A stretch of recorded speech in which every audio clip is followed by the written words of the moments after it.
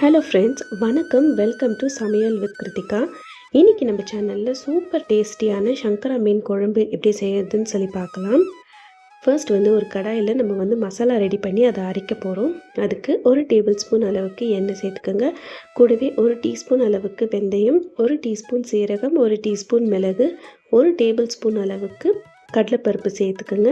இது கூடவே ஒரு 3லேருந்து 4 வெங்காயம் நீங்கள் சேர்த்துக்கலாம். அது சைஸை பொறுத்து நீங்கள் சேர்த்துக்கோங்க.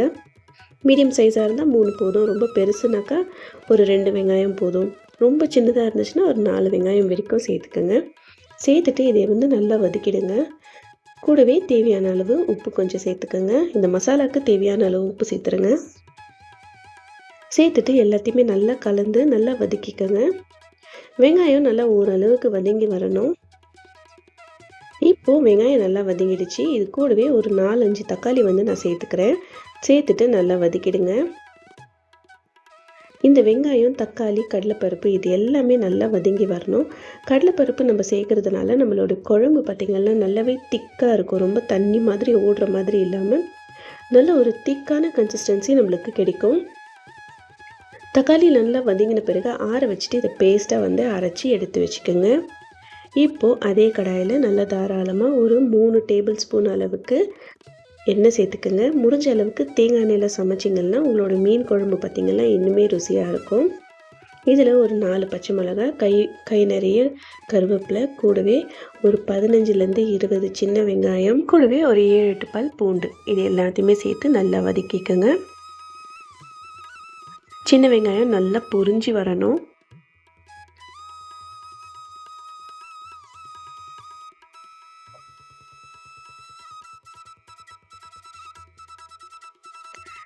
இந்த மாதிரி நல்லா பொரிஞ்சு வந்த பிறகு இதில் காரத்துக்கு ஏற்ற மாதிரி 1 டேபிள் ஸ்பூன் அளவுக்கு மிளகாய் தூள் சேர்த்துக்கோங்க. கூடவே தனியா பொடி 1 ஸ்பூன், மஞ்சள் பொடி 1/2 ஸ்பூன் சேர்த்து எல்லாத்தையுமே நல்லா கலந்துருங்க.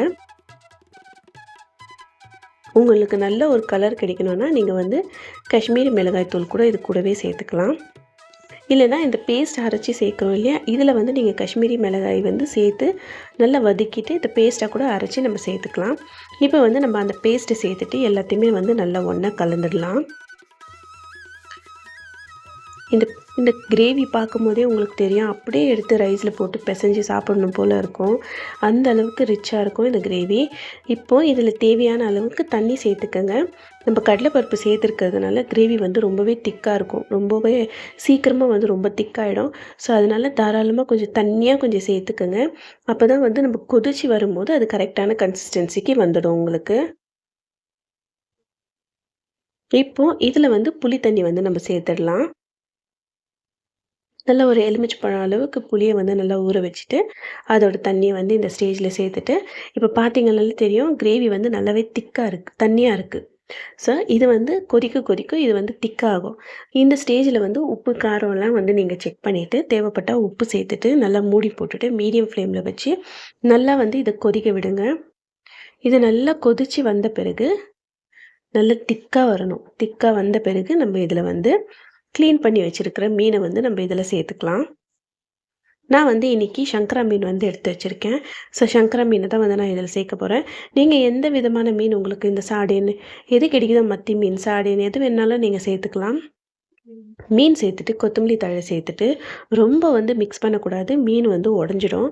சும்மா லைட்டாக இந்த மாதிரி அடியிலேருந்து ஒரு கலக்கு இந்த மாதிரி கலக்கிட்டு இதை மூடி போட்டுட்டு 2 நிமிஷம் நீங்கள் வச்சிங்கனாலே போதும்.